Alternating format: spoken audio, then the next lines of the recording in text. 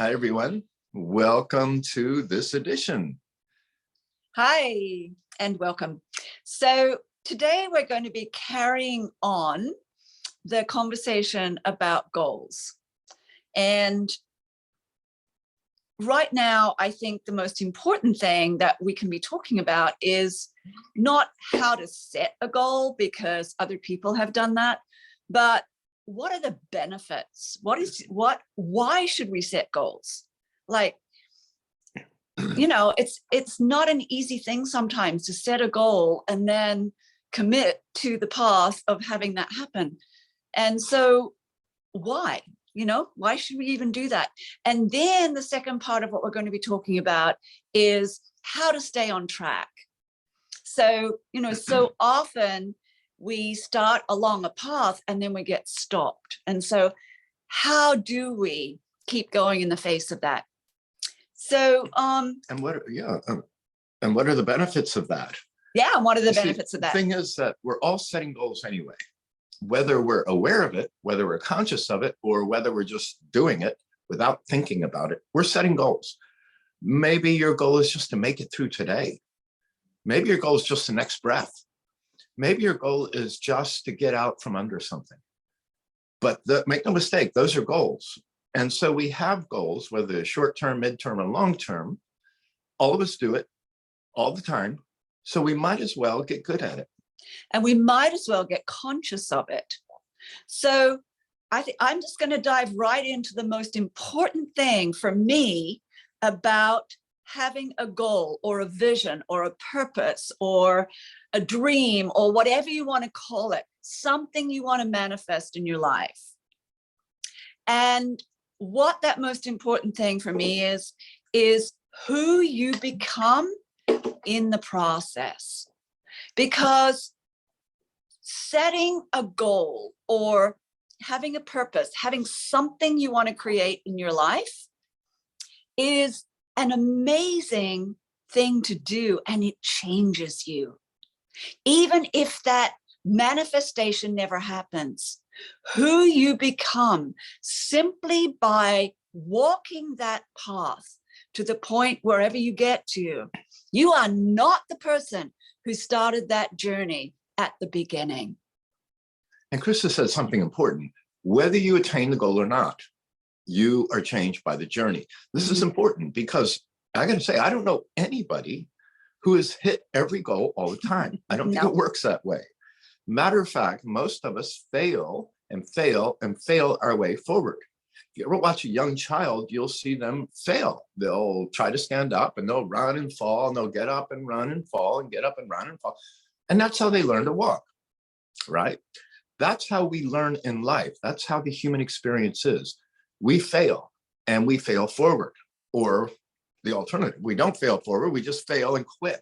And that's the adult, that's the symptom that adults seem to have, is our fear of failure. Young children don't have that fear. We learn a fear through a process that is convoluted. We don't need to go into that today, but one of the benefits of having goals, consciously having goals, again, as Krista said, whether you make it or not, is the process of having the goal, moving forward, and whether you fail or not, you're learning. You're either learning how to avoid setting goals, or you're learning how to use goals to move your life forward. Yeah. So, one of the things that happens in this process is that you become very conscious of what's important in your life, rather than just existing day to day, going to work, coming home, having a drink on the weekend, and then turning around and doing it all again. I mean, nothing wrong with that, but how about living life on purpose? That's what we're talking about here. Having a goal aligns and guides your focus. So you start you start focusing on what's important in your life, what's meaningful, what you want to have happen in your life, how you want your life to be.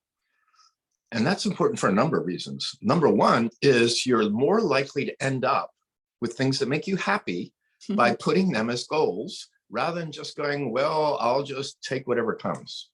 Because whatever comes is probably not going to be the thing that lights your heart up. Okay. So that's an important thing. The other thing is that by having a goal, as Krista said, it makes us focus not only on what we want, but what we don't want. So if you find yourself dissatisfied with life or suffering or somehow unhappy with the way things are, you have the chance to set a goal for something else, for something that does make you feel good. And again, whether you make it or not is not the point. You have a focus and you're much more likely to attract that into your life than if you don't. And it's a two-way street. When you have a goal, when you create a goal, or when you create a purpose or a vision or whatever it is for you, when you create something that you want to manifest in your life, it's a creation. It's already created. It's not a nothing. And that creation has energy. And so it is not only do you become more focused on what's important to you, that goal is going to pull your focus into a certain direction. So it's the power of having something like that creation has power. And it works with you and you work with it. See, one of the things that happens is that you start building your character and you start aligning your focus with your behaviors, because there are certain behaviors that we have to hone or grow, or whatever it is, in order to walk this path to what we want to create. So learning new behaviors is another great gift, right? We get to see, by walking this journey, we get to know ourselves. We get to see what our values are. We get to see where our strengths are, where our challenges are, where our weaknesses are. We get to open our mind. We learn discipline. So many things come with this gift. And not only do we get to learn who we are, guess what? Other people get to learn who we are. Yeah. And we get to learn who they are in relation to our goals. This is important because we're all observant of each other. We're all like, a radar, and humans focus on humans. We watch what we do, we watch what we say, or listen to what we say. And then we watch what people actually execute in their lives and what the results are. So the thing about having a goal and announcing it is that as we do this, for example, on this team, as we do this, we align ourselves, as Krista said, with universal energies, but also with the people around us who can support us in our goals, and also the people who can witness how we engage with our goals. They can witness our strengths, our weaknesses, where we're supportable, where we're not supportable. They can look at our vision, what we're up to in life. And we also then can look at them in relation to that goal. So we know who our allies are and who the detractors are and who is supporting us and who's supporting us heavily. This is important information. And this is one of the gifts of network marketing. So many people out there in the world have goals, they have dreams, they have things they want to manifest, and they're out there all on their own. We have each other. This is amazing. What an incredible gift. And another piece about it being a gift, is that as we develop ourselves, as we perform these actions, create these goals and perform the actions to do it, and build support and be part of a team, we develop these other skills along the way. We develop the ability to be supported. We develop the ability to support others. We develop the ability to set goals and then create the pathways to them. These are life skills that will apply in all of your life, your relationship goals, your financial goals, your health goals, your hobby goals, your all areas of your life. This technology is the same. We apply it in this setting and in this context. But the really nice thing about this is because this is a business venture and it's a community, we can hone these skills in such a way that they are highly effective and highly impactful. And then we get to have that in the rest of our lives. What a benefit. What a benefit indeed. And it's important here to mention that whatever goal, whatever purpose, whatever you want to manifest has to inspire you. It has to move you. And if you have a goal or, a purpose or whatever, you have something you want to create in your life and you're not inspired by it, then I'm going to tell you, you have the wrong goal. That is not your goal. Time to go back to the drawing board and find out what is important to you in your life, because it's that inspiration that motivates you, that's going to build momentum, and that's one of the things that happens when we start along this journey, is that as we see progress, when you see progress, it's addicting. And I mean that literally. It's addicting because our brain, as when we get something, when we get goodies, when we win at something, when we succeed at something, even if it's something small, our brain produces dopamine. And that gives us the excitement, that gives us the impetus to keep going. That starts building momentum. It's like a snowball that rolls down the mountainside, right? It gets bigger and bigger and bigger as it goes. And I know for me that there's been so many times in my life where I've been able to say, I'm on a roll. I'm on a roll. That's momentum. And you can create that yourself as long as what you want to manifest really is connected to your heart. Now, let me also address an ancillary piece to this, and that is that I've set goals before that were not connected to me deeply. They were goals that a parent or a teacher or society or friends thought I should have, and I adopted, but there wasn't any juice in it. And in this case, in this business, you may have goals that you think you're expected to make, or your team is having you. If it's not connected to you deeply, the chances of you getting that goal are lower. Mm-hmm. And so you might as well get the goal that really is authentically yours, because then all these energies, these powers, these structures, these systems all start to work for you instead of just as an empty sort of shell that has no energy, has no power, and very little chance of succeeding. So make sure, be real clear that these goals that you're generating, that you're creating, that you're announcing are actually authentically yours. Now, this is not necessarily easy if you're somebody that doesn't have a planning background or you don't set goals in your life or that kind of thing. If you're not consciously doing that, you really should take some time. And one good way to do it is just list everything that you love doing in life. And even if it's silly things that may seem in this context silly, I love eating pasta, or I love taking long walks, or I love whatever. Those are fine, because guess what? With the team around you, we can help you structure goals that allow you to eat pasta and build your business. And it may sound nuts, but it's absolutely true. So find what you love and let us help support you in creating goals that bring to you more of what you want. So this is an important piece. At the beginning, we talked about how do we stay on track? How do we stick with it, if you will? Because at the beginning of something, it's really easy. You're all excited. You're all enthusiastic. You've got the energy and the drive, and I'm going to do this. But then what happens when that wanes?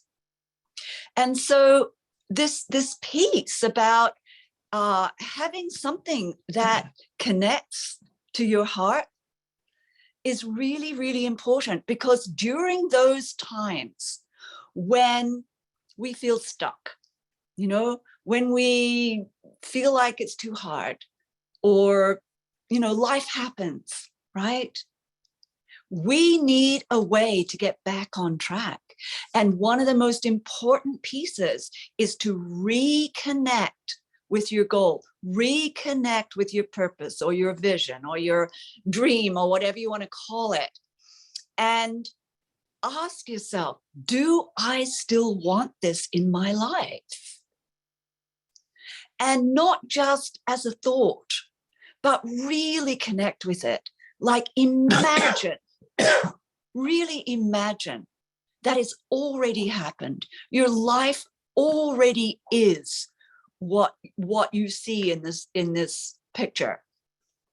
And so in that process, you get to feel what it feels like. You get to really experience what it feels like. And this is one of the key things that will bring you back and keep you on track. And here's a chance for those of you that like affirmations or visualization or any of these other wonderful techniques, and they will help connect the mind with the heart. So they help connect our emotional body and our mental body in such a way that when they're aligned, they work together to get where you want to go. And this is important. Now, for those of you that are not, you know, you're not familiar or comfortable with affirmations, visualizations, it's not important what we call it.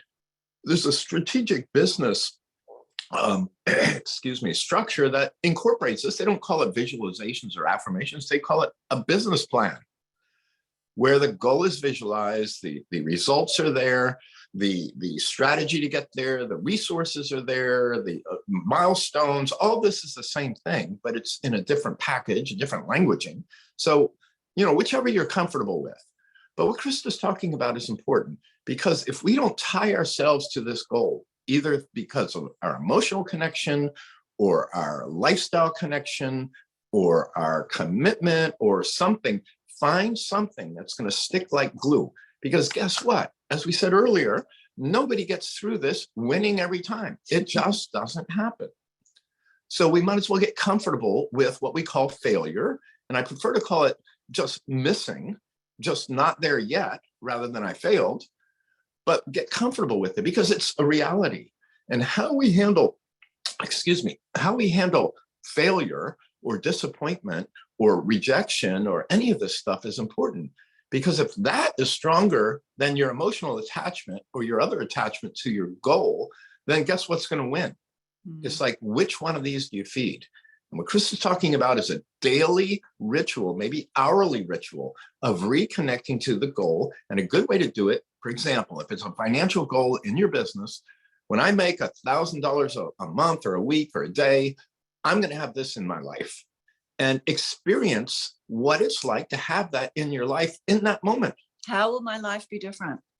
Maybe it's for yourself, for a new vehicle, or for your family to have financial security or freedom or whatever it is. Embody that intrinsically in the goal, so that every time you think about the goal, you're thinking about that. It's locked in. So if something happens, you don't hit the goal, you're not thinking about the failure, you're thinking about, no, I'm going to get right back out there and do it, because we will have freedom at that point. We will have this, I will have this in my life. That's what you want to focus on, because what you focus on is what you get. Yeah. So all this is about creating empowering habits in your life. And this is something that's going to be new for a lot of people. And it's going to take discipline, and it's going to take commitment. And so, you know, when we commit to this path, it's like we want to create something in our life. We have to make that commitment in order for it to happen. We have to take responsibility. So one of the key things to keep on track is to own self-responsibility, right? I am the architect of my life, just as you are the architect of your life. You get to create it however you want. Nobody can do it for you. This is your life, your creation, your responsibility. And so it's not always easy to sit in that place, right? It's sometimes really, really hard. But we need to develop this muscle in ourselves that is called self-responsibility and commitment to the journey. And our primary commitment is to ourselves. And one of the benefits of this community and this business and this structure is that we are the primary responsibility. However, we're not alone. We have a team, we have a system that supports us, we have structure, we have people, we have the whole dynamic supports us. So we are primarily responsible because it's ours, but we're also in alignment with a lot of other forces, and they also will get the benefit. Yeah. So we're the primary responsibility. However, in those moments where we need support or it's not working, or even when, as Krista said, we're getting momentum, all that energy builds the momentum faster and it keeps us on track. So the benefit of doing what Krista is talking about, of taking responsibility, developing these character traits that help you in all areas of your life, is that they will help you in all areas of your life. It's just that wonderful that you get all of this everywhere. It's not like you just develop discipline in one area of your life. It flows all areas of your lives. It flows into your health, your wealth, your mental structures, your relationships. It flows everywhere. And all of us get to go along for the ride. All of us benefit from each other's efforts. And as part of this discipline and what we're talking about here is to monitor that little voice in your head. We all have multiple voices, some of us, but at least one, right? That, like this little person in there that sits in there and says, you can't do this. You really think you can do this? This is never going to happen. This is too hard. You may as well give up now. This whole, all the time, stuff like that may be going on inside of you. And for most people, we're not conscious of that. It just happens. But what we do is respond to it as if it's the truth. And it's not the truth. It's just this made up what if thing that this little voice is just like a tape recorder in your head. And so we need to develop the discipline of monitoring that. And when we become aware of that voice inside that says, this is not going to work, pie in the sky, whatever, then we need to be able to say, thank you for sharing, but I have other ideas, right? I'm on another track here. This is going to work, and I am going to do this. And if you find in that moment that you feel like I lack the strength, I've tried this before, it didn't work, whatever all that noise is, here's the time to lay into your connection, your emotional connection to your goal. This is the time to go, yeah, this is tough, right? I have a history of whatever, but I see when we get this goal, we're going to have financial freedom. We're going to have lifestyle freedom. We're going to be here. We're going to do this. This is going to happen. That's what you immediately switch into. Once, as Krista said, once you're aware of the voice, then you have a choice. You have a choice. I'm going to stick with the voice, or I'm going to stick with this other voice. There will be a voice, but you do have a choice once you wake up to it. And this is an important piece, again, for the community. Your team supports you. And part of it is the rigor or the discipline, or whatever you want to call it, the habit of repeating your goal again and again to the team. Yes. Keeping it alive. Because if it just is one thing you write down one time or you say one time, it doesn't have life. That voice will have life, but the goal has to be solid in the world with people listening that are committed to it. So that if you every day on your team call say, I'm going to double my business this week, or I'm going to make this goal, and you're saying it again and again and again out loud, it has a lot of power. And guess what? The people around you will support that goal rather than the goal of I'm not good enough, or I've tried this before and it didn't work, or whatever all that noise is. So the practice is really simple. It's speaking the goal out loud to your team on a regular basis. And you can do this to yourself. If your team is yourself, look in the mirror and say it. Yeah, absolutely. And, there's a lot of different ways to keep this dream alive. Something that Michael said is really important. Have it out there, have pictures of it, have it written up where you can read it out loud every day.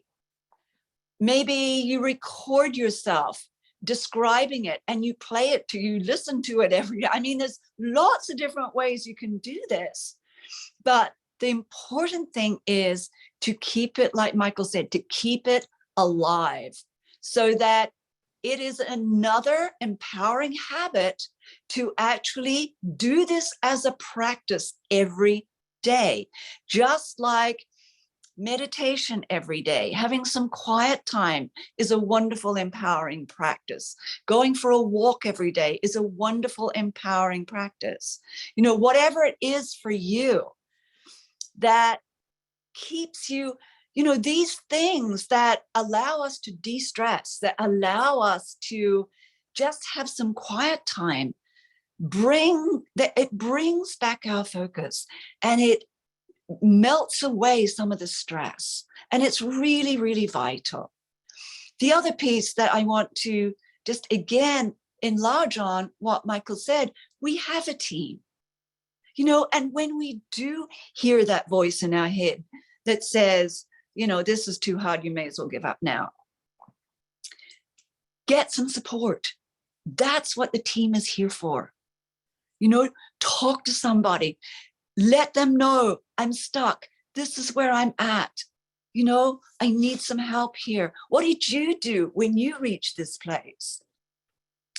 And this support comes in many forms. One really good habit, as Krista said, is when that voice happens, pick up the phone or somehow connect with somebody and just say, look, this is going on.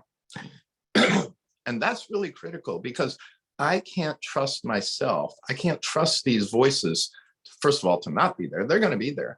But I can't trust my other voices necessarily to be stronger. So I have to get outside support. One good way to do that is to be accountable. What I mean by that is to, again, have a person or a team of people that you physically speak the words to, and then say, this, I'm gonna create 1,000 units this week, and this is how I'm going to do it, and this is what I'm going to do every day to have that happen, and I'm going to be accountable to you to make sure that I do it every day, just like I said. And I'm going to check in with you once a day to make sure that this is happening, and then stick to that program. There may be a day where it doesn't work, but if you do it 7 days a week, 6 of those 7 work, you're way ahead of the game. You're way ahead of the game. It's a little hack. It's a little life hack. And that is that I know, given who I am and how I work in the world, if I'm given the choice, I'll probably just want to lay in bed or hang out and do stuff that's fun all day rather than work. And probably most people are like that, right? If you really look down inside. So given that, if I don't have somebody to be accountable to, I'll probably revert to that other behavior, whatever it is.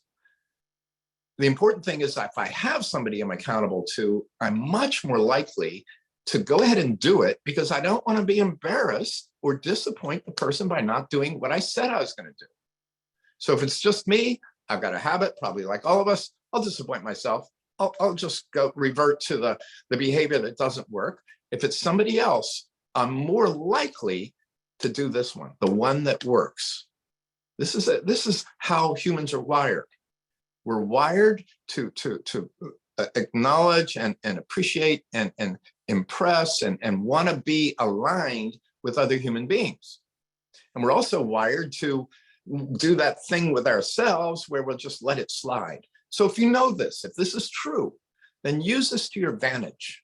use this to your advantage, where you may be just afraid to disappoint or be seen as not doing what you said you were going to do. Then get somebody to be accountable to, put that in place, and work with the energies instead of against them.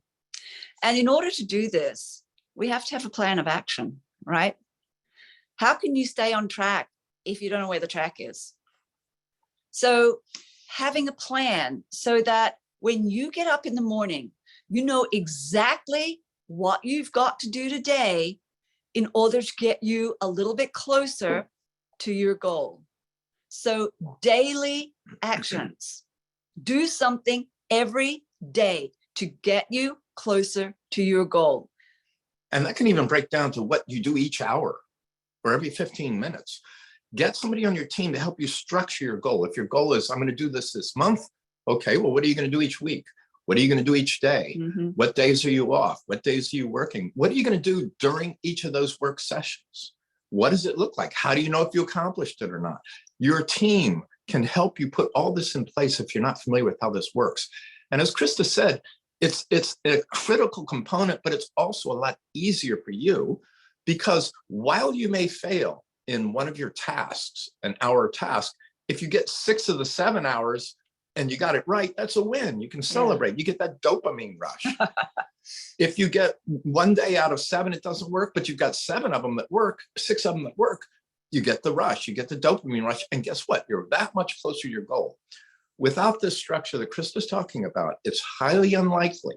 This could turn in, highly unlikely you'll get where you want to go. It turns into what's called a New Year's resolution, right? Everybody makes the New Year's resolution and then fall off that wagon real fast because there's no structure for it, because there's no accountability for it, because nobody's listening, because we have a history of failing the New Year's resolution. So after a while, guess what? Well, it's emotionally too hard to fail. We just don't do it. Don't fall into that trap. There is a technology, there is a support, a system, a structure, a way to do this that absolutely works. I'm not saying it's effortless, but I'm saying it's not as hard as being completely disappointed again and again and again and giving up. That's hard. And it's hard a number of ways because you don't get what you want. The people around you see you don't get what you want. And guess what? Life keeps ticking on. And as you get further down the track and you don't get what you want, you build regret. And if you build enough regret, you just give up. And that is not a healthy thing. And that makes me think of one more healthy habit before we finish up.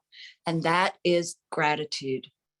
Having gratitude for what we already have, because we have so much to be grateful for. And even if we go along and we get stuck, see, what happens is the path is never just like all the way up like this. It doesn't work like that. We go along the path and we hit a plateau. And I want to emphasize this. This is normal. This is part of the journey, is to get to the plateau. And so when you feel stuck, when you feel like it's not working or it's too hard, it's simply that you're standing on the plateau. That's all. And the plateau is pretty flat, you know? And sometimes there's even like a big dip in the plateau. So the important thing is, don't end up building a house there and staying there forever, you know? A plateau is simply a resting place. And then you get to move on again, recalibrate, right? All of the things we've just talked about, put those into action and get yourself back on track to move to the next level. So there you have it. Yep. Goals. We all have them, whether we're aware of them or not. Being aware of them gives us power, gives us grace, gives us the result we want. Goals are important because we're in community. We're in community in our lives. And who we become by setting goals and working toward them, and whether we attain them or not, brings us benefits in all areas of our life. We become way more magnificent than we already are. So we'll leave you with that and encourage you to put your goals into action, speak them out, write them down, repeat them daily, speak to people who are supporting you in those goals, and go for it. May you have all the success that you deserve.